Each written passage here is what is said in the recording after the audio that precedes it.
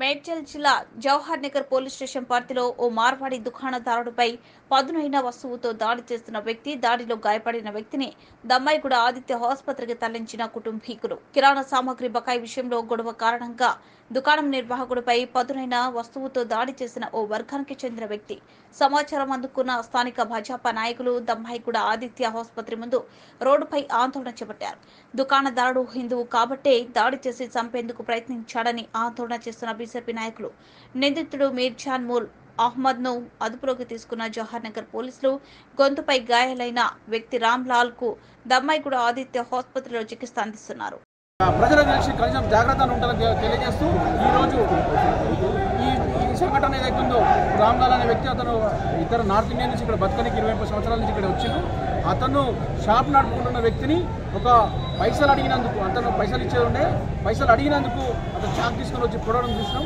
కాబట్టి ఇది తీవ్రంగా ఖండిస్తున్నాం. దీన్ని ఈరోజు సాయంత్రం 6:30 గంటల సమయంలో సాయిరామ్ నగర్ ప్రాంతానికి చెందిన రామ్లాల్ అనే ఒక వ్యాపారి కిరాణం షాపు ఉంటుంది. దానికి ఇంటి ఎదురుగానే ఉండే ముజమ్మిల్ అహ్మద్ అని అతనికి డబ్బుల విషయంలో గొడవ ఉంటే ఇతనికి డబ్బుల గురించి అడిగిన సందర్భంలో అతనికి కోపానికి వచ్చి అతను కత్తితోని ఇతని మీద హత్యా ప్రయత్నం చేసిండు. దీనికి సంబంధించి అతను గాయాలయ్యి మన ఆదిత్య హాస్పిటల్లో ట్రీట్మెంట్ పొందడం జరుగుతుంది. ఇట్టి సంఘటన మీద వాళ్ళ బ్లడ్ రిలేటివ్స్ ఇచ్చిన ఫిర్యాదు మేరకు 307 IPCలో అటెంప్ట్ మర్డర్ కింద కేసు రిజిస్టర్ చేసి ఇన్వెస్టిగేషన్ చేస్తున్నాము.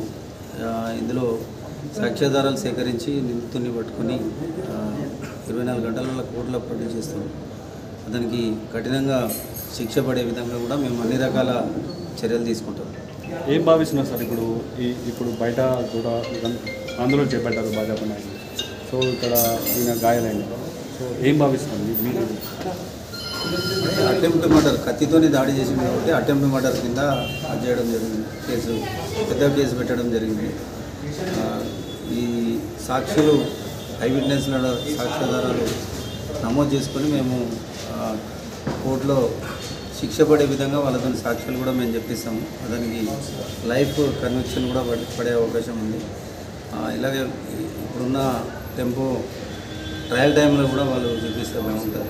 వాళ్ళు సాక్ష్యము వాళ్ళు చెప్పిన దాని మీద శిక్ష అనేది లైఫ్ కన్విక్షన్ పడతారు. Thank you sir. ఎన్నో సంవత్సరాలుగా మీరు రాజకీయాల్లో ఉండి ఉంటారు. ఎన్నో కష్టనష్టాలు కోర్చి ప్రజల్లో నిలబడుంటారు. సామాన్య ప్రజలకి కొండంత అండగా ధైర్యాన్ని ఇచ్చుంటారు. నిజమైన ప్రజానాయకుడిగా ఉండవలసిన మీరు సామాన్యుడిగానే ఉండిపోయారా? ఒక ప్రజానాయకుడిగా త్వరగా ఎదగాలనుకుంటే S4 TV న్యూస్తో కలిసి నడవండి, కలిసి గెలవండి. ఆసక్తి గలవారు సంప్రదించాల్సిన phone number 9100009277. Email address s4tvnews@gmail.com.